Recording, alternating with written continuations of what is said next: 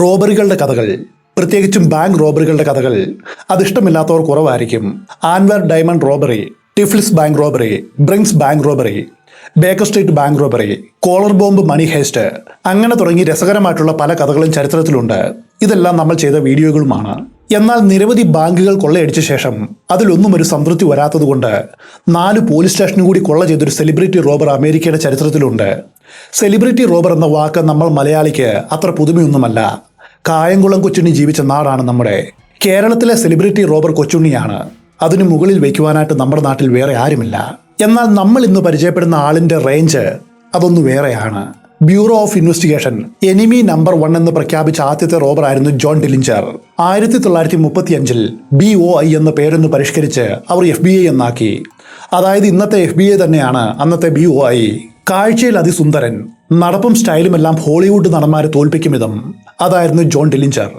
American ജനത വെറുതെയല്ല bank റോബറെ അവരുടെ ഹൃദയത്തിലേറ്റിയത്. അമേരിക്കയുടെ ചരിത്രത്തിലെ ഏറ്റവും കുപ്രസിദ്ധനും അതുപോലെ സുപ്രസിദ്ധനുമായിട്ടുള്ള ബാങ്ക് റോബറാണ് ജോൺ ഡിലിഞ്ചർ എന്ന് പറഞ്ഞല്ലോ.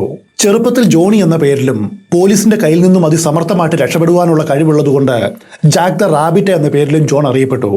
മറ്റൊന്നുമല്ല, ഡിലിഞ്ചർ 4 കാലും പറിച്ച് ഓടുവാനായിട്ട് തുടങ്ങിയാൽ ഓടിച്ചിട്ട് പിടിക്കുവാനായിട്ട് വലിയ ബുദ്ധിമുട്ടാണ്. അത്ര വേഗത്തിലാണ് ആശാന്റെ ഓട്ടം. അമേരിക്കയിൽ ഗ്രേറ്റ് ഡിപ്രഷൻ എന്നറിയപ്പെടുന്ന ഒരു കാലഘട്ടം ഉണ്ടായിരുന്നു. പട്ടിണി കൊടികുത്തി വാണ സമയമാണത്. ഈ കാലത്താണ് ഏറ്റവും അധികം ക്രൈമും മറ്റും ഉണ്ടായത്. ഇന്നത്തെ മാഫിയ പോലും രൂപപ്പെട്ടത് ആ കാലത്താണ്. അതിന്റെ ചരിത്രം ലക്കി ലൂസിയാനോയുടെ കഥയിൽ ഞാൻ പറഞ്ഞിട്ടുമുണ്ട്. ഇതിന്റെ എല്ലാ ലിങ്ക് ഈ വീഡിയോയുടെ കീഴെ കൊടുക്കുന്നുമുണ്ട്. ഇതേ ഗ്രേറ്റ് ഡിപ്രഷന്റെ കാലത്താണ് അക്കാലത്തെ എല്ലാ ചെറുപ്പക്കാരുടെയും റോൾ മോഡലായ ഡിലിഞ്ചർ പ്രത്യക്ഷപ്പെടുന്നത്. കൊലപാതകം, വാഹന മോഷണം, അങ്ങനെ തുടങ്ങി ഒരുവിധം എല്ലാ ക്രൈമും ഇയാൾ നടത്തിയിട്ടുണ്ട്. എന്നിട്ടും പത്രമാധ്യമങ്ങൾ ഡിലിഞ്ചറെ വാനോളം പുകഴ്ത്തി. ജോൺ ഡിലിഞ്ചറിന്റെ ധൈര്യത്തെക്കുറിച്ചും പേഴ്സണാലിറ്റിയെക്കുറിച്ചും അവർ വാതോരാതെ സംസാരിച്ചു. മോഡേൺ റോബിൻഹുഡ് എന്നാണ് അവരയാൾക്ക് കൊടുത്ത വിശേഷണം. അദ്ദേഹത്തിന്റെ കഥയാണ് നമ്മൾ ഇന്ന് കാണുന്നത്. പതിവ് പോലെ വേരിൽ നിന്നും നമുക്ക് തുടങ്ങാം. ജോൺ ഡിലിഞ്ചറുടെ മാതാപിതാക്കളാണ് ജോൺ വിൽസൺ ഡിലിഞ്ചറും മേരി എല്ലൻ ലങ്കാസ്റ്ററും. ഇവർ 1887 ഓഗസ്റ്റ് 23 വിവാഹിതരായി. വിവാഹശേഷം ഈ ദമ്പതികൾ ഇൻഡ്യാന പോളിസിലേക്ക് താമസം മാറി. അവിടെ വെച്ചാണ് ജോൺ ഹെർബർട്ട് ഡിലിഞ്ചർ 1903 ജൂൺ 23 ജനിച്ചത്. ഇൻഡ്യാന പോളിസിലെ ഇൻഡ്യാനയിലെ 2053 കൂപ്പർ സ്ട്രീറ്റിലാണ് അയാൾ ജനിച്ചത്. ഇന്ന് ആ സ്ഥലം അറിയപ്പെടുന്നത് കരോളിൻ അവന്യൂ എന്ന പേരിലാണ്. ജോൺ വിൽസൺ ഡിലിഞ്ചറുടെയും മേരി എല്ലൻ ലങ്കാസ്റ്ററുടെയും ഏറ്റവും ഇളയ മകനായിരുന്നു ജോൺ ഡിലിഞ്ചർ. ജോൺ ഡിലിഞ്ചറുടെ വല്യപ്പനായ മത്യാസ് ഡിലിഞ്ചർ ഒരു ജർമ്മൻകാരനാണ്. ലോറൈൻ പ്രദേശത്തെ മെറ്റ്സ എന്ന സ്ഥലമായിരുന്നു അവരുടെ പൂർവ്വദേശം. അവിടെ നിന്നും 1851 അമേരിക്കയിലേക്ക് കുടുംബം കുടിയേറിയത്. ഡിലിഞ്ചറുടെ വല്യപ്പനായ മത്യാസ് ജനിച്ചത് ഇപ്പോഴത്തെ ജർമ്മൻ സ്റ്റേറ്റായിട്ടുള്ള സാർലാൻഡ് എന്നറിയപ്പെടുന്ന ഡിലിഞ്ചർ എന്ന സ്ഥലത്തിനടുത്തുള്ള ജിസിഞ്ചിനിലാണ്. ജോൺ ഡിലിഞ്ചറുടെ പിതാവായ വിൽസൺ ഡിലിഞ്ചർ ഒരു പലചരക്ക് വ്യാപാരിയായിരുന്നു. വളരെ കർക്കശക്കാരനായ, കൃത്യനിഷ്ഠയുള്ള, പട്ടാള ചിട്ടയുള്ള ഒരു മനുഷ്യൻ. അതായിരുന്നു അയാൾ. ജോൺ ഡിലിഞ്ചർക്ക് 4 വയസ്സ് പ്രായമാകും മുൻപ് അവന്റെ മാതാവായ മേരി എല്ലൻ അന്തരിച്ചു. അതിനുശേഷം കുട്ടിയായ ഡിലിഞ്ചറെ അമ്മയുടെ സ്ഥാനത്ത് നിന്നും വളർത്തിയത് മൂത്ത സഹോദരിയും 18 വയസ്സുമുള്ള ഓഡ്രി ഡിലിഞ്ചർ ആയിരുന്നു. വൈകാതെ ഓഡ്രി എമ്മറ്റ് ഹാങ്കോക്ക് എന്നയാളെ വിവാഹം ചെയ്തു. എങ്കിലും അവൾ ജോൺ ഡിലിഞ്ചറെ മകനെ പോലെ സംരക്ഷിക്കുവാനായിട്ട് സമയം കണ്ടെത്തിയിരുന്നു. ഭാര്യയുടെ മരണശേഷം ജോൺ ഡിലിഞ്ചറുടെ പിതാവായ വിൽസൺ ഡിലിഞ്ചർ 1912 എലിസബത്ത് ഫീൽസ് എന്ന യുവതിയെ വിവാഹം ചെയ്തു. അവർക്ക് പിന്നീട് 3 കുട്ടികളുണ്ടായി. ചുരുക്കത്തിൽ 2 കുടികളിലായിട്ട് 5 മക്കളായിരുന്നു ഇവർ. ജോൺ ഡിലിഞ്ചർക്ക് 11 വയസ്സുള്ളപ്പോൾ മുതൽ അവനിൽ അക്രമവാസന ഉണ്ടായിരുന്നു. തന്നെക്കാളും പ്രായം കുറഞ്ഞവരും ശാരീരികമായിട്ട് ദുർബലരുമായിട്ടുള്ള മറ്റു കുട്ടികളെ അവൻ ഉപദ്രവിക്കുക പതിവായിരുന്നു. അതുകൊണ്ട് തന്നെ കൗമാരപ്രായത്തിൽ അവൻ നിരവധി കുഴപ്പങ്ങളിൽ അകപ്പെട്ടു. ചെറിയ ചെറിയ മോഷണവും മറ്റും ആ പ്രായത്തിൽ തന്നെ അവൻ നടത്തി. വൈകാതെ ആ സ്ട്രീറ്റിലുള്ള ഡർട്ടി ഡസൻ എന്ന പേരിൽ അറിയപ്പെടുന്ന ക്രിമിനൽ ഗ്യാങ്ങിൽ അവനൊരു അംഗവുമായി. അവരുടെ കൂടെ കൂടി നിരവധി മോഷണങ്ങൾ നടത്തി. ഇതറിഞ്ഞ കർക്കശക്കാരനായ പിതാവ് ജോൺ ഡിലിഞ്ചറെ അതിന്റെ പേരിൽ ഉപദ്രവിക്കുക പതിവായിരുന്നു. അതിൽ തെറ്റും പറയുവാനില്ല. ഏത് പിതാവും ചെയ്യുന്ന കാര്യമാണിത്. വൈകാതെ സ്കൂൾ പഠനം അവസാനിപ്പിച്ച ജോൺ ഡിലിഞ്ചർ ഇൻഡ്യാന പോളിസിലെ ഒരു മെഷീൻ ഷോപ്പിൽ ജോലിക്ക് കയറുകയാണ്. മകന്റെ ഈ ദുർനടപ്പ് കണ്ട വിൽസൺ ഡിലിഞ്ചർ വല്ലാതെ വിഷമിച്ചു. ഈ നശിച്ച നഗരത്തിലെ നാശം പിടിച്ച കൂട്ടുകാരുടെ കൂടെ കൂടി തന്റെ മകന്റെ ജീവിതം നശിക്കുമെന്ന് അദ്ദേഹത്തിന് മനസ്സിലായി. അതുകൊണ്ട് ഇവിടെ നിന്നും താമസം മാറ്റുവാനായിട്ട് അദ്ദേഹം തീരുമാനിച്ചു. മറ്റൊരു നാട്ടിൽ പുതിയൊരു ജീവിതം തുടങ്ങിയാൽ അവന്റെ സ്വഭാവത്തിന് മാറ്റം വരുമെന്നാണ് അദ്ദേഹം വിചാരിച്ചത്. അതിനായിട്ട് വിൽസൺ ഡിലിഞ്ചർ തന്റെ ഗ്രോസറി ഷോപ്പും സ്ഥലവും വിറ്റു. എന്നിട്ട് 1921 ഇൻഡ്യാനയിലെ മൂറസ് വില്ല എന്ന സ്ഥലത്തേക്ക് താമസം മാറി. അപ്പോഴേക്കും ജോൺ ഡിലിഞ്ചർ യൗവനപ്രായത്തിലേക്ക് കടന്നിരുന്നു. പക്ഷേ പുതിയ സ്ഥലത്ത് വന്നിട്ടും ജോണിന്റെ വന്യമായ സ്വഭാവത്തിന് യാതൊരു മാറ്റവും ഉണ്ടായില്ല. 1919 തൻ്റെ 16-ാമത്തെ വയസ്സിൽ അവൻ പഠനം അവസാനിപ്പിച്ചു. എങ്ങനെയെങ്കിലും പണം ഉണ്ടാക്കണം. ആ ലക്ഷ്യത്തോടെ തെരുവിലിറങ്ങി. വിൽസൺ ഡിലിഞ്ചർ മകന്റെ ഈ മണ്ടൻ തീരുമാനത്തെ വളരെ ശക്തമായിട്ട് എതിർത്തു. പക്ഷെ അതൊന്നും വിലപ്പോയില്ല. സ്കൂളിൽ പോവുക എന്ന് പറഞ്ഞാൽ ചെകുത്താൻ കുരിശ് കാണും പോലെ വെറുപ്പായിരുന്നു അവന്. ഇന്ത്യാനയിൽ നിന്നും 18 മൈൽ അകലെയുള്ള ഇന്ത്യാന പോളിസിലൊരു വർക്ക്ഷോപ്പിൽ അവൻ ജോലിക്ക് കയറി. എന്നും തൻ്റെ മോട്ടോർ സൈക്കിളിലാണ് അവിടെ എത്താറ്. ഈ സമയത്തും ഡർട്ടി ഡസൻ ഗ്യാങ്ങിലെ സജീവ അംഗമായിരുന്നു അവൻ. അരാജകത്വം നിറഞ്ഞ ജീവിതമാണ് അക്കാലത്ത് അവൻ നയിച്ചത്. നിരവധി സെക്സ് വർക്കേഴ്സുമായിട്ട് അവന് ബന്ധമുണ്ടായിരുന്നു. അങ്ങനെയിരിക്കെ 1922 ഡിലിഞ്ചറെ ഒരു വാഹന മോഷണ കുറ്റത്തിന് പോലീസ് അറസ്റ്റ് ചെയ്തു. അതോടെ അപ്പനും മകനും തമ്മിൽ ശത്രുതയിലായി. താൻ ജീവിതകാലം കൊണ്ട് നേടിയെടുത്ത സത്പേരാണ് മുടിയനായി പുത്രൻ നശിപ്പിക്കുന്നത്. ആർക്കായാലും ദേഷ്യം വരും. എന്തായാലും ഏതാനും മാസത്തെ ജയിൽവാസത്തിന് ശേഷം ഡിലിഞ്ചർ പുറത്തിറങ്ങി. അതിന് തൊട്ടു പിന്നാലെ അവൻ മറ്റൊരു ക്രൈം കൂടി ചെയ്തു. 1923 ജൂലൈ 21 ഒരു പെണ്ണിനെ ഇംപ്രസ് ചെയ്യുവാനായിട്ട് ഡിലിഞ്ചർ ഒരു കാർ മോഷ്ടിച്ചു. പിന്നെ അവളെയും കൂട്ടി അതിൽ ചുറ്റിക്കറങ്ങുവാനായിട്ട് തുടങ്ങി. ഒരു ദിവസം ഒരു പോലീസുകാരൻ കൈയും കളവുമാറ്റി മോഷണം പിടികൂടി. പക്ഷെ അയാൾക്ക് ഡിലിഞ്ചറെ ഒന്ന് തൊടുവാൻ പോലും കഴിഞ്ഞില്ല.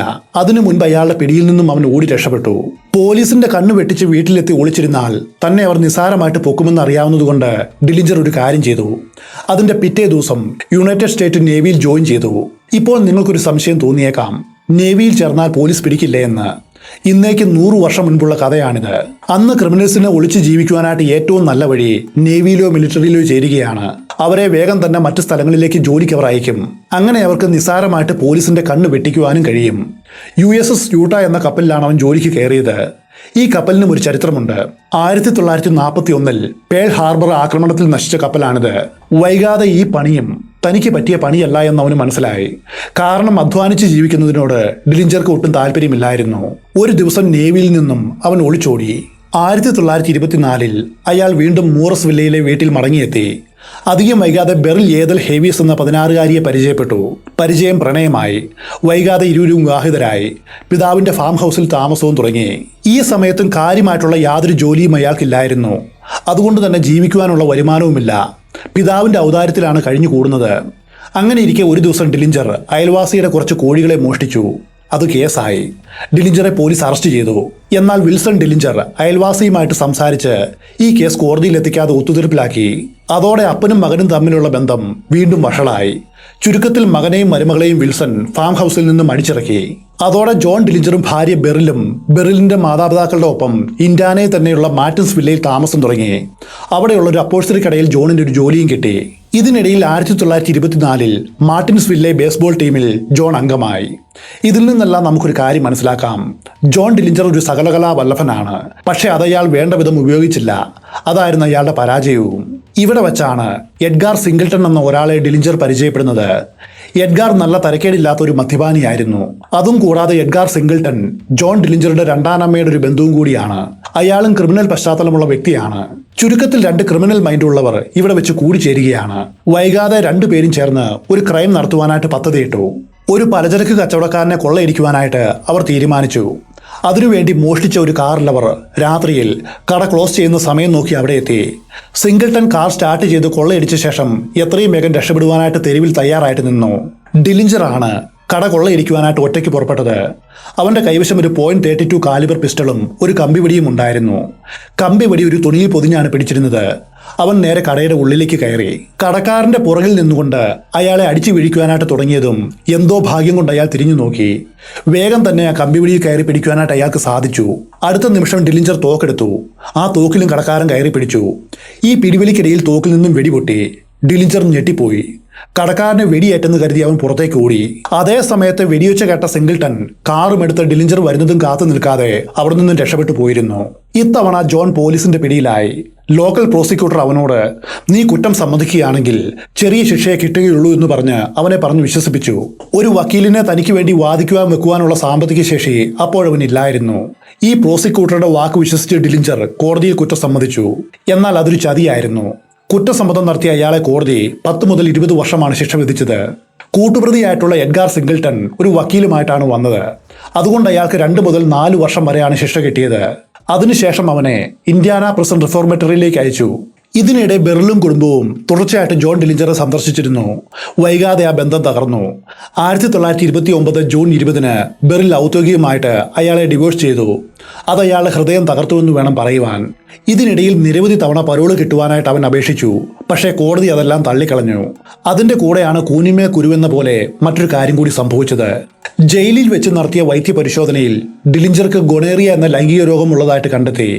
പണ്ടത്തെ കുത്തഴിഞ്ഞ ജീവിതം നൽകിയ സമ്മാനമായിരുന്നു അത്. ഇതുവരെയും നമ്മൾ കണ്ടത് ജോൺ ഡിലിഞ്ചർ എന്ന സാധാരണക്കാരന്റെ ജീവിതമാണ്. ഒരു ലോക്കൽ ക്രിമിനൽ ചെയ്യുന്ന കാര്യങ്ങളാണ് ഇതുവരെയും അയാൾ ചെയ്തിട്ടുള്ളൂ. അതിനാണിപ്പോൾ ജയിലിൽ കിടക്കുന്നതും. സത്യത്തിൽ ഇനിയാണ് കഥ തുടങ്ങുന്നത്. ഒരു സാധാരണ മനുഷ്യൻ അമേരിക്കയുടെ എനിമി നമ്പർ 1 ആയ കഥ. ഇൻട്രോ കഴിഞ്ഞു.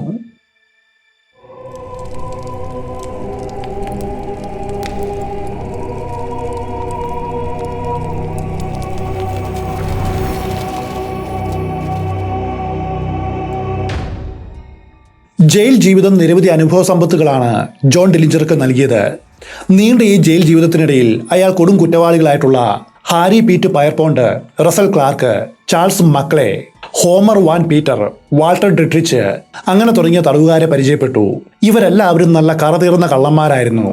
അവരിൽ നിന്നുമാണ് ബാങ്ക് റോബറിയുടെ ബാലപാഠങ്ങൾ ഡിലിഞ്ചർ ആദ്യമായിട്ട് പഠിച്ചത്. ഇവരിൽ ഒരുവനായ വാൾട്ടർ ഡെട്രിച്ച് ലോകത്തെ ഞെട്ടിച്ച മറ്റൊരു ബാങ്ക് റോബറിയുടെ ശിഷ്യനായിരുന്നു. അയാളുടെ പേരാണ് ഹെർമൻ ലാം. ഈ ഹെർമൻ ലാം ചില്ലറക്കാരനല്ല. അയാളെക്കുറിച്ച് 2 വാക്ക് പറയാം. ആധുനിക ബാങ്ക് റോബറിയുടെ പിതാവ് എന്നാണ് ഇയാൾ അറിയപ്പെടുന്നത്. മറ്റൊരു പേര് കൂടി ഇയാൾക്കുണ്ട്, നെപ്പോളിയൻ ഓഫ് ക്രൈം. ലോകത്തിൽ ആദ്യമായിട്ട് പ്രൊഫഷണലായിട്ട് ബാങ്ക് കൊള്ളയടിച്ച വ്യക്തിയാണ് ഹെർമൻ. കൃത്യമായിട്ടുള്ള പ്ലാനിംഗ് ആയിരുന്നു അയാളുടെ വിജയരഹസ്യം. ഒരു ബാങ്ക് കൊള്ളയടിക്കുന്നതിന് മുൻപായിട്ട് ആ ബാങ്കിന്റെ ബ്ലൂ പ്രിന്റ് അയാൾ ശേഖരിക്കും. എന്നിട്ട് സംഘത്തിലെ ഓരോരുത്തർക്കും ഓരോ ചുമതലകൾ വീതിച്ചു നൽകും. പോലീസ് എത്ര സമയം കൊണ്ട് വിവരമറിഞ്ഞ് സ്ഥലത്ത് എത്തുമെന്ന് വരെ കൃത്യമായിട്ട് കാൽക്കുലേറ്റ് ചെയ്യും. കൊള്ളയടിക്ക് ശേഷം രക്ഷപ്പെടുവാനുള്ള വഴികൾ മുൻകൂട്ടി കണ്ടുവയ്ക്കും. മിനിറ്റുകൾക്കുള്ളിൽ ബാങ്ക് റോബറി ചെയ്ത് രക്ഷപ്പെടുന്ന മെത്തേഡ് ആദ്യമായിട്ട് നടപ്പിലാക്കിയ ബുദ്ധിരാക്ഷസനായിരുന്നു ജർമ്മൻകാരനായിട്ടുള്ള ഹെർമൻ ലാം. പ്രഷ്യൻ ആർമിയിലെ ഒരു ഓഫീസറായിരുന്നു അയാൾ. അതുകൊണ്ട് തന്നെ അയാളുടെ റോബറി സ്റ്റൈൽ ഒരു കമാൻഡോ ഓപ്പറേഷൻ പോലെ കറതീർന്ന ഒന്നായിരുന്നു. ശാസ്ത്രീയമായിട്ട് ബാങ്ക് റോബറി നടത്തിയ ബുദ്ധിരാക്ഷസൻ. അയാൾ നടത്തിയ റോബറികൾ പെർഫെക്റ്റ് ആയിരുന്നു. അനാവശ്യമായിട്ടുള്ള വെടിവയ്പോ ബഹളമോ അങ്ങനെ തുടങ്ങി ഒന്നും ഉണ്ടാവില്ല. ചുരുങ്ങിയ സമയം കൊണ്ട് കാര്യം സാധിച്ച് രക്ഷപ്പെടും. പിൽക്കാലത്ത് FBI അവരുടെ ടെക്സ്റ്റ് ബുക്കിൽ ലാം ചെയ്ത ക്രൈമുകൾ ഉൾപ്പെടുത്തിയിരുന്നു, അവർക്ക് പഠിക്കുവാൻ വേണ്ടി. അപ്പോൾ അയാളുടെ റേഞ്ച് എന്തായിരുന്നു നമുക്ക് ചിന്തിക്കുവാൻ പോലും കഴിയില്ല. സത്യത്തിൽ അമേരിക്കൻ ഇൻവെസ്റ്റിഗേഷൻ സിസ്റ്റത്തെ വിറപ്പിച്ചൊരു കള്ളനായിരുന്നു ഹെർമൻ ലാം. 1930 ഒരു കവർച്ചയ്ക്കിടയിൽ അയാളെ പോലീസ് വളഞ്ഞു. പിടിക്കപ്പെടുമെന്ന് ഉറപ്പായപ്പോൾ സ്വയം വെടിവെച്ച് അയാൾ ആത്മഹത്യ ചെയ്തു. അങ്ങനെയുള്ള ഹെർമൻ ലാമിന്റെ ശിഷ്യനിൽ നിന്നുമാണ് ജോൺ ഡിലിഞ്ചർ ലാം എങ്ങനെയാണ് ബാങ്ക് റോബറി നടത്തിയത്, അയാളുടെ ടെക്നിക്കുകൾ എന്തൊക്കെയായിരുന്നു എന്ന് മനസ്സിലാക്കിയത്. ഇതിനിടയിൽ ഡിലിഞ്ചറുടെ പിതാവ് വിൽസൺ മകനെ ജയിലിൽ നിന്നും ഇറക്കുവാനായിട്ട് പുറത്ത് കാര്യമായിട്ട് കഷ്ടപ്പെടുന്നുണ്ടായിരുന്നു. അവസാനം നാട്ടുകാരുടെ സഹായത്തോടെ 188 പേർ ഒപ്പിട്ട ഒരു കൂട്ട ഹർജി അയാൾ കോടതിയിൽ സമർപ്പിച്ചു. അതിന്റെ ഫലമായിട്ട് 1933 മെയ് 10 ഡിലിഞ്ചർക്ക് പരോൾ കിട്ടുകയാണ്. ആ സമയത്ത് അയാളുടെ 2ാം അമ്മ മരണക്കിടക്കയിലായിരുന്നു. ജയിലിൽ നിന്നും വീട്ടിലെത്തിയ ജോൺ ഡിലിഞ്ചർക്ക് അവരുടെ മരണ വാർത്തയാണ് അറിയുവാനായിട്ട് കഴിഞ്ഞത്. ഒരു ജയിൽ പുള്ളി ആയതുകൊണ്ട് ഡിലിഞ്ചർക്ക് ആരും ഒരു ജോലിയും കൊടുത്തില്ല. അതോടെ അയാൾ ഒരു തീരുമാനത്തിലെത്തി. ഹെർമൻ ലാമിന്റെ മെത്തേഡുകൾ ഉപയോഗിച്ച് ബാങ്ക് റോബറി ചെയ്യുക.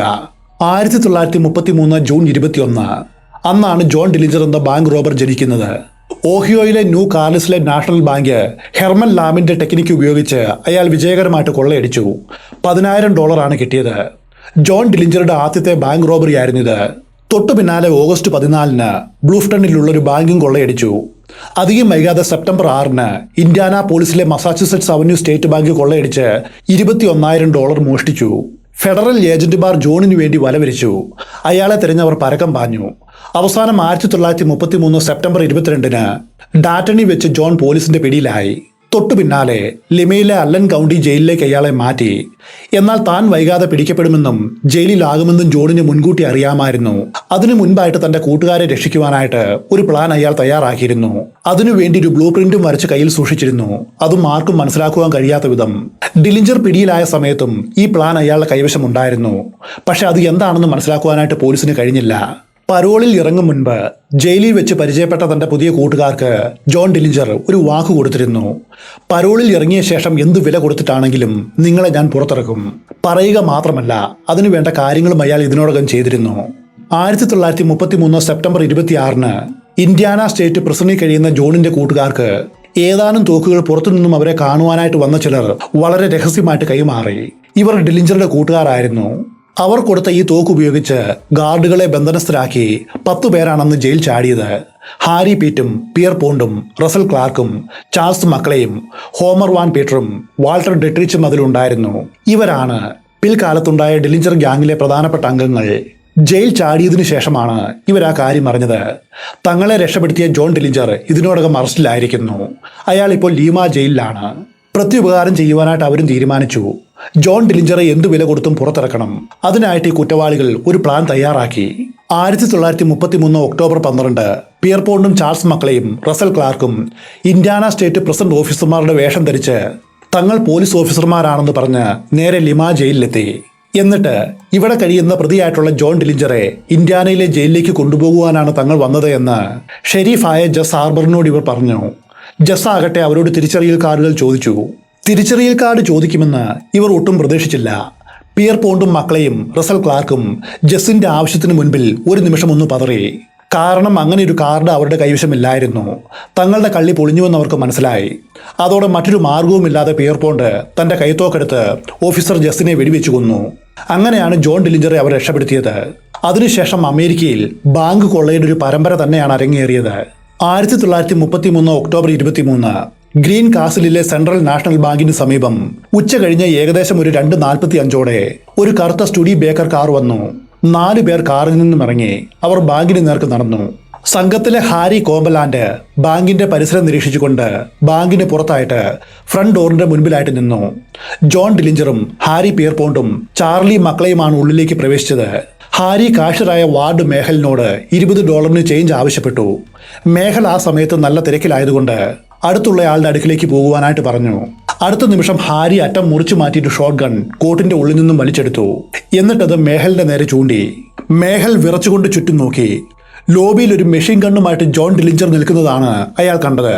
ചുരുങ്ങിയ സമയം കൊണ്ട് ഒരു വെടി പോലും പൊട്ടിക്കാതെ ജോണും കൂട്ടരും ഗ്രീൻ കാസിൽ ബാങ്കിൽ കൊള്ളയടിച്ചു.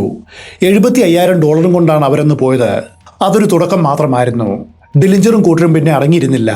1933 നവംബർ 20 വിസ്കോൺസിനിലെ American bank and trust company കൊള്ളയടിച്ചു. അന്ന് $28,000 എടുത്ത് ഡില്ലിഞ്ചറും സംഘവും മുങ്ങി. ഈ റോബറിക്കിടയിൽ പോലീസുമായിട്ടൊരു ഏറ്റുമുട്ടൽ ഉണ്ടാവുകയും ഒരു പോലീസുകാരനെ ഗുരുതരമായിട്ട് മുറിവേൽക്കുകയും ചെയ്തു. തൊട്ടു പിന്നാലെ 1933 ഡിസംബർ 13 ചിക്കാഗോയിലെ യൂണിറ്റി ട്രസ്റ്റ് ആൻഡ് സേവിങ്സ് ബാങ്കിൽ നിന്നും $8,700 കവർന്ന് ഡില്ലിഞ്ചർ ഗ്യാങ് വീണ്ടും രക്ഷപ്പെട്ടു. അടുപ്പിച്ചടുപ്പിച്ച് നടക്കുന്ന ബാങ്ക് റോബറികൾ, അതും ഒരു സംഘം. പോലീസിന് അവരെ തൊടുവാൻ പോലും കഴിയുന്നില്ല. പത്രങ്ങൾ ഈ വാർത്ത ആഘോഷമായിട്ട് ഏറ്റെടുത്തു. പോലീസിന്റെ കഴിവുകേടിനെ അവർ വാനോളം പുകഴ്ത്തി. അതോടെ നാണം കെട്ട Chicago police department 1933 December 16 Dillinger ഗ്യാങ്ങിനെ പിടിക്കുവാനായിട്ട് ക്യാപ്റ്റൻ ജോൺ സ്ട്രെഡ്ജിന്റെ കീഴിൽ 40 പേരടങ്ങുന്ന ഒരു സ്ക്വാഡ് രൂപീകരിച്ചു. അതിന് ഡില്ലിഞ്ചർ സ്ക്വാഡ് എന്ന് പേരുമിട്ടു. 1933 ഡിസംബർ 20 കൊള്ളയടിച്ച പണം ആഘോഷിച്ച് തകർക്കുവാൻ ജോണും ഗ്യാങ്ങും നേരെ ഫ്ലോറിഡയിലേക്ക് പോയി. ജോൺ ഡില്ലിഞ്ചർ ആ സമയത്ത് തന്റെ കൂടെ തന്റെ പുതിയ ഗേൾഫ്രണ്ടായ ഈവ്ലിൻ ബിൽ ഫ്രാച്ചറ്റിനെ കൂട്ടിയിരുന്നു. അതിന്റെ അടുത്ത മാസം 1934 ജനുവരി 15 ഈസ്റ്റ് ചിക്കാഗോയിലെ ഫസ്റ്റ് നാഷണൽ ബാങ്ക് അവർ കൊള്ളയടിച്ചു. $20,376 മോഷ്ടിച്ചത്. ഈ റോബറിക്കിടയിലും പോലീസുമായിട്ട് അവർക്ക് ഏറ്റുമുട്ടേണ്ടി വന്നു. ആ വെടിവയ്പിൽ വില്യം പാട്രിക്കോ മോളി എന്ന പോലീസ് ഓഫീസർ കൊല്ലപ്പെട്ടു. ബുള്ളറ്റ് പ്രൂഫ് വെസ്റ്റ് ധരിച്ചതുകൊണ്ട് മാത്രമാണ് ഡില്ലിഞ്ചർ പാട്രിക്കിന്റെ വെടിയിൽ നിന്നും കഷ്ടിച്ച് രക്ഷപ്പെട്ടത്. തൊട്ടു പിന്നാലെ 10 ദിവസം കഴിഞ്ഞ് അരിസോണയിലെ ടക്സൺ എന്ന സ്ഥലത്ത് വെച്ച് ഡില്ലിഞ്ചറും കൂട്ടരും പോലീസിന്റെ വെടിയിലായി. മുൻപ് ഡില്ലിഞ്ചറെ ജയിലിൽ നിന്ന് രക്ഷിക്കുവാൻ വേണ്ടി ഷെരീഫ് ജസ് ഹാർബറിനെ പിയർ പോണ്ടും റസൽ ക്ലാർക്കും ചാർലി മക്ലെയും ചേർന്ന് വധിച്ചല്ലോ. ആ കുറ്റത്തിന് അവരെ ഓഹിയോ ജയിലിൽ അടച്ചു. ജോൺ ഡില്ലിഞ്ചറെ ആവട്ടെ പാട്രിക്കോ മോളിയെ കൊലപ്പെടുത്തിയ കേസിൽ ശിക്ഷിച്ച് ഇൻഡ്യാനയിലെ ക്രൗൺ പോയിന്റിലുള്ള ലേ കൗണ്ടി ജയിലിൽ അടച്ചു. തൊട്ടു പിന്നാലെ പോലീസ് മാധ്യമങ്ങൾക്ക് ഒരു വാർത്ത നൽകി. ഡില്ലിഞ്ചർ ഗ്യാങ് ഇനിയില്ല, ആ യുഗം അവസാനിച്ചു, അവരിനി ജയിൽ ചാടില്ല. അത്ര കർശനമായിട്ടുള്ള സുരക്ഷയിലാണ് അവരെ പാർപ്പിച്ചിട്ടുള്ളത്. ആരും രക്ഷപ്പെടില്ല. ഇവരെ നിരീക്ഷിക്കുവാനായിട്ട് ഞങ്ങൾ കൂടുതൽ ഗാർഡുകളെ ഏർപ്പെടുത്തിയിട്ടുണ്ട്. ഇത്രയും കാലം തങ്ങളെ പരിഹസിച്ച മാധ്യമങ്ങൾക്ക് പോലീസ് കൊടുത്ത ശക്തമായിട്ടുള്ള മറുപടിയായിരുന്നു അത്. പക്ഷെ ആ വീരവാദത്തിന് അധികം ആയുസുണ്ടായില്ല. 1934 മാർച്ച് 3 ജോൺ ഡില്ലിഞ്ചർ ലേ കൗണ്ടി ജയിലിൽ നിന്നും സമർത്ഥമായിട്ട് രക്ഷപ്പെട്ടു. രസകരമായിരുന്നു അയാൾ ജയിൽ ചാടിയ രീതി. ലോകത്തിൽ ഒരാളും ഇതുപോലെ പോലീസിനെ പറ്റിച്ച ചരിത്രമില്ല. അതിങ്ങനെയാണ്. ഒരു ഉരുളക്കിഴങ്ങ് കൊണ്ട് കൃത്രിമമായിട്ടൊരു തോക്കുണ്ടാക്കി അതിൽ ബ്ലാക്ക് പോളിഷ് അടിച്ച് കറുപ്പിച്ചു. അത് ചൂണ്ടി അവരെ ഭയപ്പെടുത്തി ഒരു വെടി പോലും പൊട്ടിക്കാതെയാണ് ലേ കൗണ്ടി ജയിലിൽ നിന്നും അയാൾ രക്ഷപ്പെട്ടത്. ആ സംഭവം ഉണ്ടായത് ഇങ്ങനെയാണ്. അന്ന് 15 സഹതടവുകാർക്കൊപ്പം ഡിലിഞ്ചർ ജയിലിൽ എക്സസൈസ് ചെയ്തുകൊണ്ടിരിക്കുകയാണ്. ആ സമയത്താണ് വളരെ അപ്രതീക്ഷിതമായിട്ട് ഗാർഡുകൾക്ക് നേരെ അയാൾ ഈ കള്ളത്തോക്ക് ചൂണ്ടിയത്. എന്നിട്ട് സാം കഹൂൺ എന്നയാളെ ഒരു ഹോസ്റ്റേജ് ആയിട്ട് പിടിച്ചു. പിന്നീട് ഡെപ്യൂട്ടി ഏണസ്റ്റ് ബ്ലങ്ക് പറഞ്ഞത് ഇങ്ങനെയാണ്: ജോൺ ഡിലിഞ്ചർ ഒരു യഥാർത്ഥ തോക്ക് ഉപയോഗിച്ചാണ് രക്ഷപ്പെട്ടത്. എന്നാൽ FBI ഫയലുകൾ പറയുന്നത് നേരെ മറിച്ചാണ്. അത് യഥാർത്ഥ തോക്കല്ല, ഉരുളക്കിഴങ്ങ് ഉപയോഗിച്ച് നിർമ്മിച്ചതാണ്. വേറെ ചില ലേഖനങ്ങളിലാവട്ടെ തടിയിൽ നിർമ്മിച്ച തോക്കാണെന്ന് പറയുന്നു. എന്തായാലും ഒരു കാര്യം ഉറപ്പാണ്, അത് യഥാർത്ഥ തോക്കല്ല. സാം കഹൂണയെ തടവുകാരനായിട്ട് പിടിച്ച ശേഷം ജോൺ ഡിലിഞ്ചർ അയാളെ വിട്ട് നേരെ ഡെപ്യൂട്ടി ഷെരീഫ് ബ്ലങ്കിന് നേരെ തോക്ക് ചൂണ്ടി. പിന്നെ അയാളെ തടവുകാരനായിട്ട് പിടിച്ചു.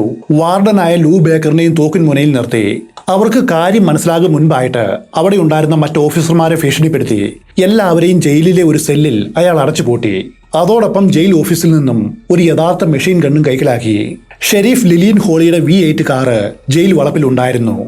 മറ്റൊരു ആഫ്രിക്കൻ അമേരിക്കൻ ക്രിമിനലായ ഹെർബർട്ട് യങ് ബ്ലഡിനെയും ജോൺ ഡിലിഞ്ചർ കൂടെ കൂട്ടിയിരുന്നു. ഈ പദ്ധതിയിൽ അയാളും ഒരു ഭാഗമായിരുന്നു. ജോൺ ഡിലിഞ്ചറും ഹെർബർട്ട് യങ് ബ്ലഡും ചേർന്ന് ഡെപ്യൂട്ടി ഷെരീഫ് ബ്ലങ്കിനെയും മെക്കാനിക്കായ ഏണസ്റ്റ് സാജറേയും വലിച്ച് ആ കാറിന്റെ ഉള്ളിലേക്കിട്ടു. എന്നിട്ട് നേരെ ചിക്കാഗോ ലക്ഷ്യമാക്കിയിട്ട് അയാൾ കാർ ഓടിച്ചു. വഴിയിൽ ഒരിടത്ത് വെച്ച് ആളൊഴിഞ്ഞ സ്ഥലത്ത് എത്തിയതും ഡിലിഞ്ചർ കാർ നിർത്തി. അവിടെ എങ്ങും ടെലിഫോൺ സൗകര്യമില്ലെന്ന് അയാൾ ഉറപ്പാക്കിയിരുന്നു. അവിടെ അവർ ഷെരീഫ് ബ്ലങ്കിനെയും മെക്കാനിക്കായ ഏണസ്റ്റ് സാജറേയും ഇറക്കി വിട്ടു. അതിനു മുൻപായിട്ട് അവരുടെ കൈവശമുള്ള പണം മുഴുവനും കൊള്ളയടിച്ചു. എന്നിട്ട് വണ്ടിക്കൂലിക്ക് വേണ്ടി $4 മാത്രം കൊടുത്തു. അതിനുശേഷം 2 തടവ് പുള്ളികളും മുൻപോട്ട് പോയി. ജോൺ ഡിലിഞ്ചർ ഹെർബർട്ട് യങ് ബ്ലഡിന് $100 കൊടുത്തു. അയാൾ ചെയ്ത സഹായത്തിന് നന്ദി പറഞ്ഞു. ഇരുവരും അവിടെ വെച്ച് പിരിഞ്ഞു. കാനഡയിലേക്ക് കടക്കുവാനാണ് ഹെർബർട്ട് യങ് തീരുമാനിച്ചത്. ആ യാത്രയിൽ നീഗ്രോകൾ കൂടുതലുള്ള പോർട്ട് ഹുറോൺ എന്ന സ്ഥലത്ത് ഒരു ലോഹവാർപ്പ് ശാലയിൽ താൽക്കാലികമായിട്ട് അയാൾ ജോലിക്ക് കയറി. എന്നാൽ വൈകാതെ ഹെർബർട്ട് ഒരു വലിയ പ്രശ്നത്തിൽ ചാടി. ഒരു ഗ്രോസറി ഷോപ്പിൽ നിന്നും സിഗരറ്റ് വാങ്ങിയ ശേഷം അയാൾ കാശ് കൊടുത്തില്ല. അതിനെ ചൊല്ലി കടക്കാരനുമായിട്ട് വഴക്കുണ്ടായി. തൊട്ടു പിന്നാലെ കടക്കാരന്റെ മകൻ പോലീസിനെ വിളിച്ചു. അവിടെ എത്തിയ പോലീസിന് നേർക്ക് ഹെർബർട്ട് വെടിവെച്ചു. പോലീസ് തിരിച്ചും. ആ വെടിവയ്പിൽ ഹെർബർട്ട് യങ് കൊല്ലപ്പെട്ടു. 1934 മാർച്ച് 16-നാണ് ഈ സംഭവം ഉണ്ടായത്. വെടിയേറ്റ് കിടന്ന യങ്ങിനെ അടുത്തു വന്ന് നോക്കിയപ്പോഴാണ് പോലീസിന് മനസ്സിലായത് ഇവൻ ഡിലിഞ്ചറിന്റെ കൂടെ ജയിൽ ചാടിയ കുറ്റവാളിയാണെന്ന്. ഹെർബർട്ട് അപ്പോഴും മരിച്ചിരുന്നില്ല. ഡിലിഞ്ചർ എവിടെയാണെന്ന് പോലീസ് അവനോട് ചോദിച്ചു. മരിക്കുന്ന സമയത്തും അയാൾ കൂട്ടുകാരനെ ഒറ്റിയില്ല. ജോൺ ഡിലിഞ്ചർ ഇതിനോടകം കാനഡയിലേക്ക് കടന്നുവെന്ന് അവൻ പോലീസിനോട് കള്ളം പറഞ്ഞു. ഹെർബർട്ടുമായിട്ട് നടന്ന വെടിവയ്പിൽ Port Huron deputy sheriff Charles കവനോയ്ക്കും വളരെ ഗുരുതരമായിട്ട് പരിക്കേറ്റിരുന്നു.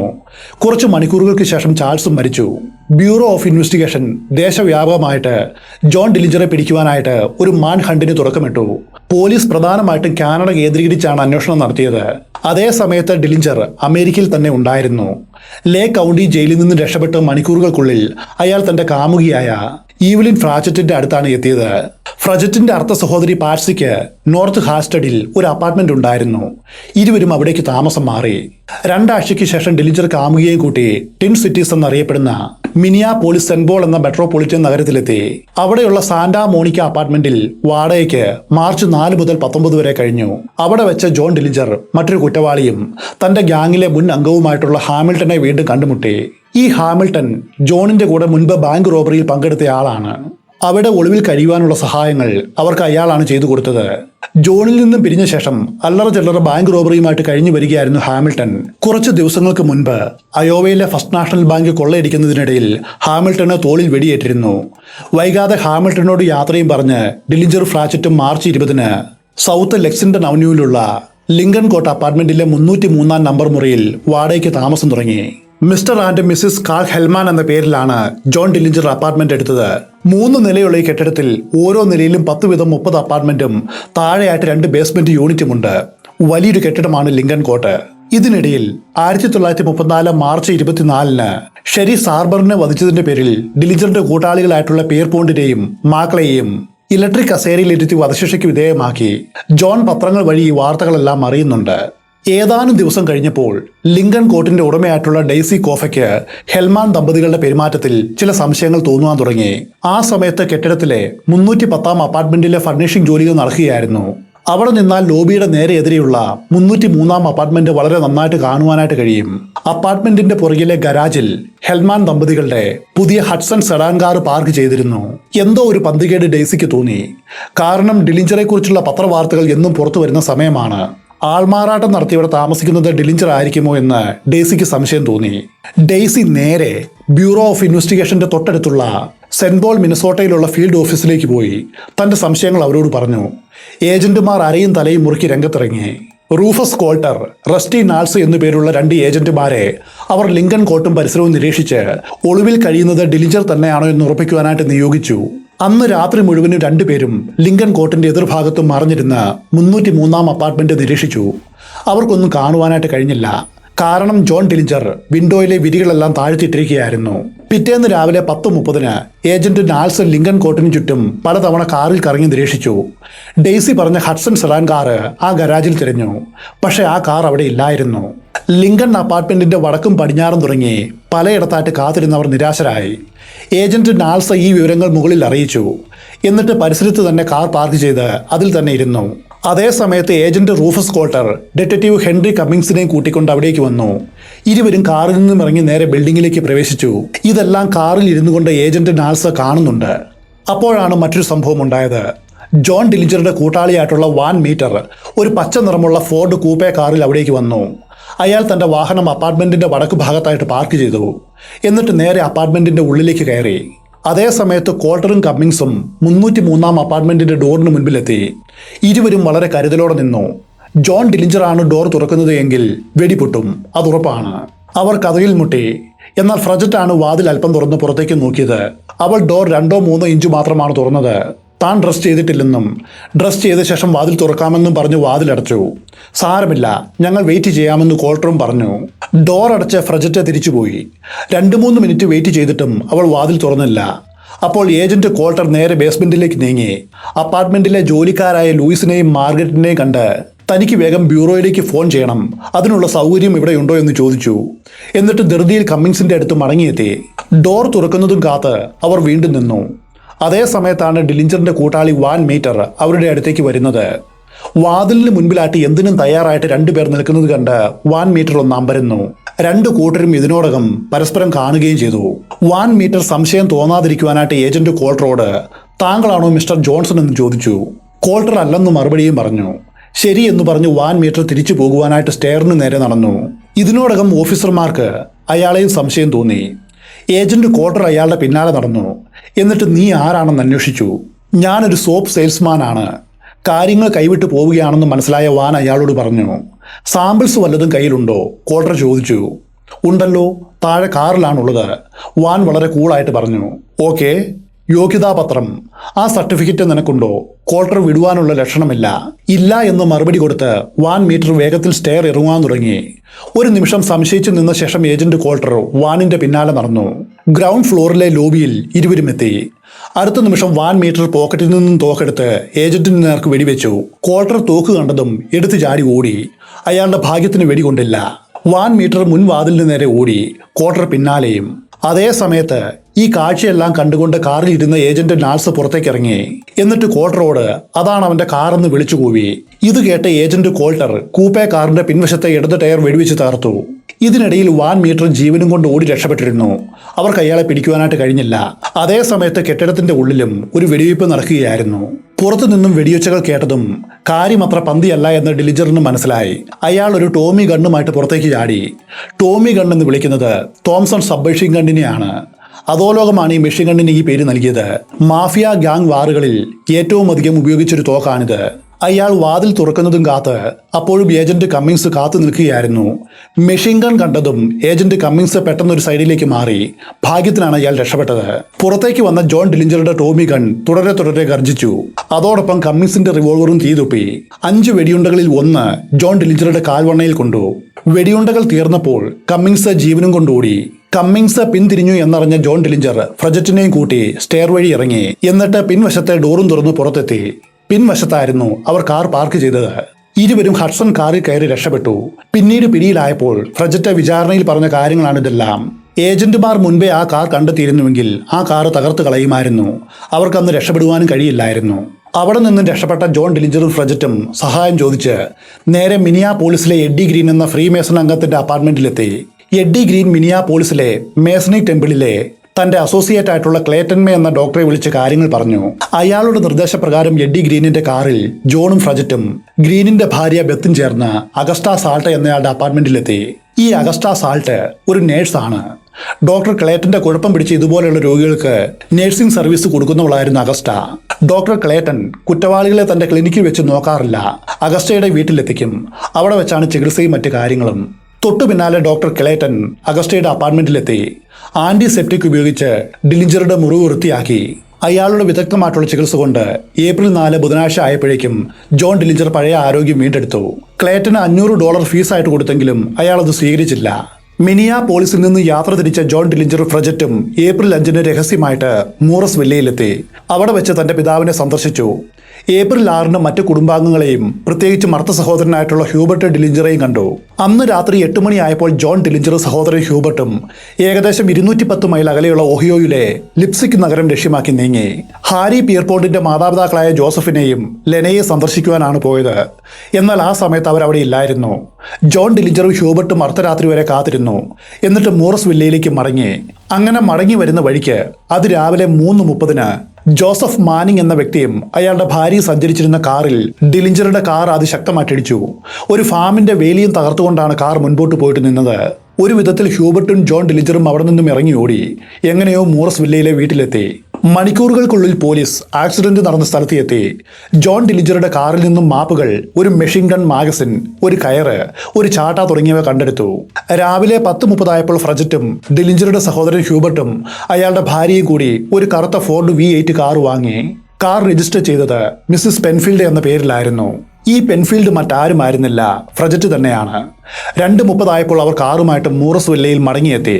അതിന്റെ അടുത്ത ദിവസം ഏപ്രിൽ 8 ഞായറാഴ്ച ജോൺ ഡിലിഞ്ചർ ഫാമിലി പിക്നിക് ആസ്വദിച്ചു. അന്ന് ഉച്ചയ്ക്ക് ശേഷം ആരോ തങ്ങളെ നിരീക്ഷിക്കുന്നുണ്ടെന്ന് അവർ മനസ്സിലാക്കി. ഫ്രജറ്റ് വേഗം കാർ ഓടിച്ചു. മുൻ സീറ്റിൽ ജോണിന്റെ മരുമകളായ മേരിയും പുറകിലെ സീറ്റിൽ മറ്റൊരു മരുമകളായിട്ടുള്ള ആൽബർട്ടയും ഉണ്ടായിരുന്നു. അതേസമയം അവർക്കെതിരെ ഒരു പോലീസ് കാർ വന്നു.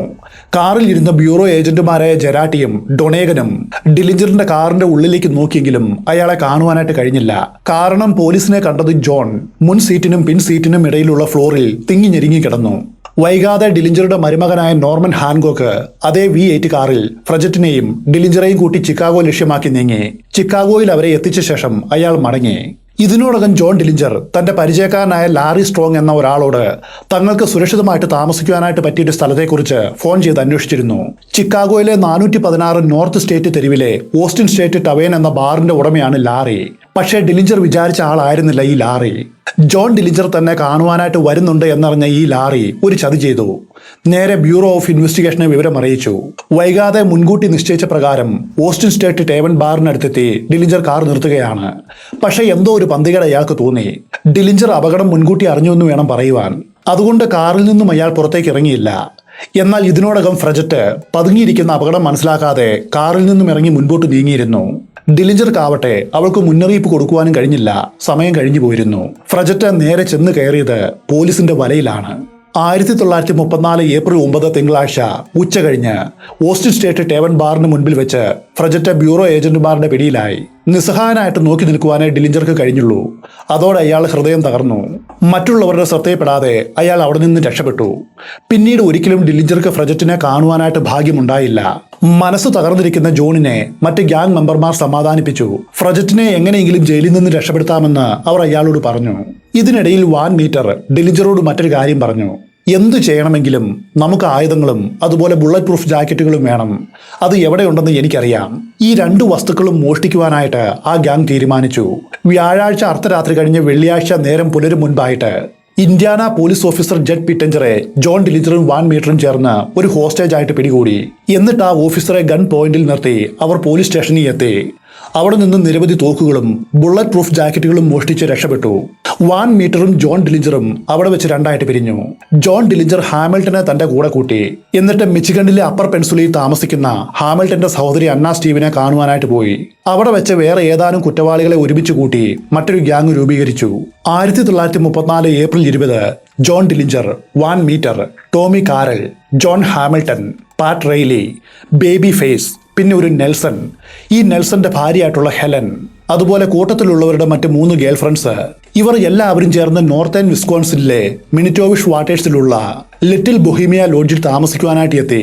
ലോഡ്ജിന്റെ ഉടമയായ എമിൽ വനാക്കയ്ക്ക് ജോൺ ഡിലിഞ്ചറുടെ വക്കീലായ പിക്കറ്റുമായിട്ട് മുൻപരിചയമുണ്ടായിരുന്നു. ആ വക്കീൽ വഴിയാണ് ഡിലിഞ്ചർ ഇവരെ പരിചയപ്പെട്ടത്. എല്ലാവരും ഒരുമിച്ചിരുന്ന് ചീട്ട് കളിക്കുവാൻ തുടങ്ങി. ഇതിനിടയിൽ അവരെല്ലാവരും കോട്ടിന്റെ അടിയിൽ പിസ്റ്റൾ ഒളിപ്പിച്ചു വെച്ചിട്ടുള്ളത് എമിൽ കണ്ടു. അയാൾക്ക് ഭയമായി. എമിൽ തന്റെ ഭാര്യ ഹെൻറി വോസിനോട് ഈ വിവരം പറഞ്ഞു. 1934 ഏപ്രിൽ 22 ഞായറാഴ്ച അതിരാവിലെ ബ്യൂറോ ഓഫ് ഇൻവെസ്റ്റിഗേഷൻ ഒരു ഫോൺ കോൾ വന്നു. ഡിലിഞ്ചർ ഗ്യാങ് നോർത്തേൺ വിസ്കോൺസിനിലെ മാനിറ്റോവിഷ് വാട്ടേഴ്സിലുള്ള ലിറ്റിൽ ബൊഹീമിയ ലോഡ്ജിൽ ഒളിച്ചു താമസിക്കുന്നുണ്ട്. ഇതായിരുന്നു ഇൻഫർമേഷൻ. സ്പെഷ്യൽ ഏജന്റ് മെൽവിൻ പർവിസിന്റെ കീഴിൽ ബ്യൂറോ ഏജന്റുമാർ ചിക്കാഗോയിൽ നിന്നും വിമാനത്തിൽ പറന്നെത്തി. സമയക്കുറവ് കാരണം വേണ്ടത്ര തയ്യാറെടുപ്പ് നടത്തുവാനായിട്ട് അവർക്കും പറ്റിയില്ല. പ്രാദേശിക അധികാരികളെ കാര്യമൊട്ട് അറിയിച്ചുമില്ല.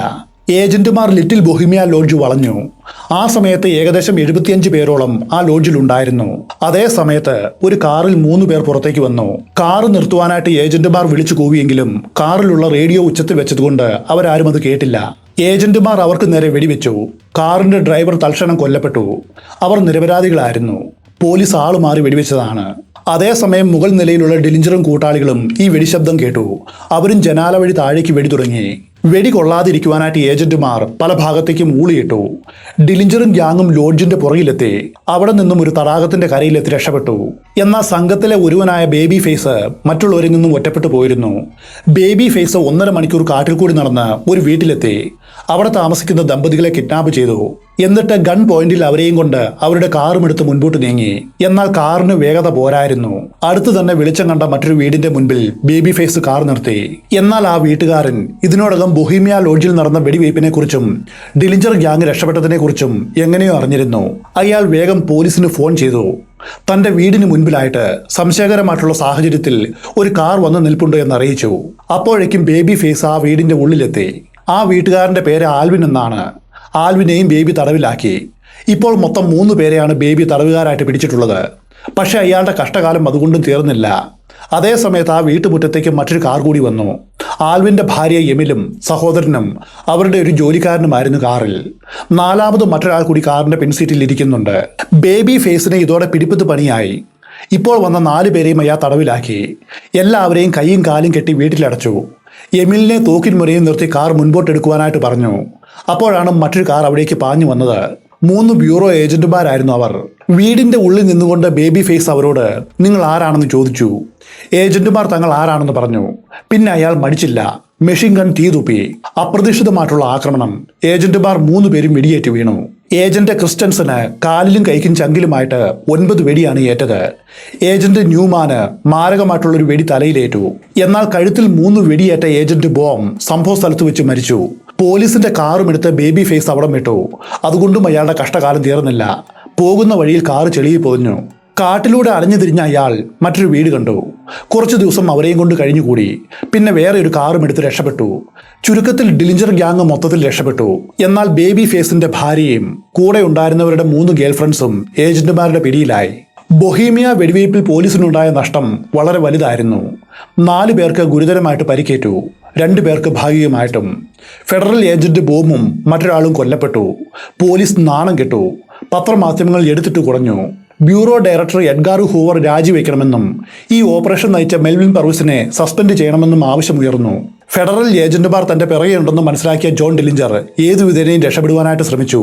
ഡിലിഞ്ചറുടെ വക്കീലായ ലൂയിസിന്റെ പഴയ ഒരു സുഹൃത്തായിരുന്നു ശസ്ത്രക്രിയാ വിദഗ്ധനായിട്ടുള്ള വിൽഹം ലൂസർ. ഈ വക്കീൽ മുഖേന ഡിലിഞ്ചർ വിൽഹം ലൂസറെ സമീപിച്ചു. അയാൾക്ക് ചില ലക്ഷ്യങ്ങളുണ്ടായിരുന്നു. 1934 മെയ് അവസാനത്തോടെ ചിക്കാഗോയിലെ ബാർ ഓണർ ജിമ്മി പ്രൊബസ്കോയുടെ വീട്ടിൽ ജോൺ ഡിലിഞ്ചർ എത്തി. അവിടെ വെച്ച് തന്നെ ആരും തിരിച്ചറിയാതിരിക്കുവാനായിട്ട് ഒരു പ്ലാസ്റ്റിക് സർജറി ചെയ്യുവാനായിട്ട് അയാൾ തീരുമാനിച്ചു. ഡോക്ടർ വിൽഹം ലൂസർ ജോൺ ഡിലിഞ്ചറുടെ മുഖത്ത് പ്ലാസ്റ്റിക് സർജറി ചെയ്തു. മുഖത്തെ മറുകും മുഖക്കുരുവുമൊക്കെ മാറ്റി. അതിനുശേഷം രൂപവ്യത്യാസം വരുത്തുവാനുള്ള പണികൾ തുടങ്ങി. അതുപോലെ വിരൽ അടയാളങ്ങളിൽ മാറ്റം വരുത്തണമെന്ന് പ്രത്യേകമായിട്ട് പറഞ്ഞിരുന്നു. വാൻ മീറ്ററും ആ സമയത്ത് സംഭവ സ്ഥലത്തുണ്ടായിരുന്നു. ഈ കാഴ്ച കണ്ട വാൻ മീറ്റർക്ക് ഇരിക്കപ്പുറതി ഉണ്ടായില്ല. തന്റെ കയ്യിലും പ്ലാസ്റ്റിക് സർജറി ചെയ്യണമെന്ന് അയാളും ആവശ്യപ്പെട്ടു.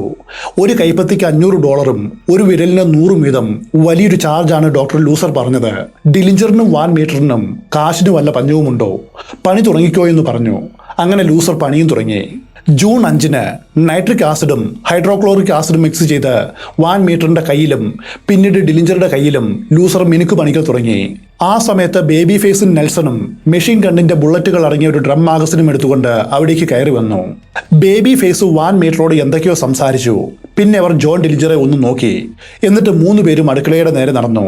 ഇക്കാര്യങ്ങളെല്ലാം പിന്നീട് പിടിയിലായപ്പോൾ ഡോക്ടർ ലൂസർ വെളിപ്പെടുത്തിയതാണ്. ആ ഒളിവ് ജീവിതകാലത്ത് കയ്യെത്തും അകലത്തിൽ ഒരു പിയാനോയുടെ അടിയിലായിട്ട് ഒരു മെഷീൻ ഗണ്ണും മേശയുടെ അടിയിലായിട്ട് ഒരു ഷോട്ട് ഗണ്ണും അവർ സൂക്ഷിച്ചിരുന്നു. 1934 ജൂൺ 22-ന് US attorney general Homer Cummings ഡിലിഞ്ചറെ അമേരിക്കയിലെ ആദ്യത്തെ പബ്ലിക് എനിമി നമ്പർ 1 ആയിട്ട് പ്രഖ്യാപിച്ചു. അന്നേ ദിവസം ഡിലിഞ്ചർ തന്റെ 31ാമത്തെ ബർത്ത്ഡേ പുതിയ കാമുകിയായ പോളി ഹാമിൽട്ടനുമൊത്ത് ആഘോഷിച്ചു.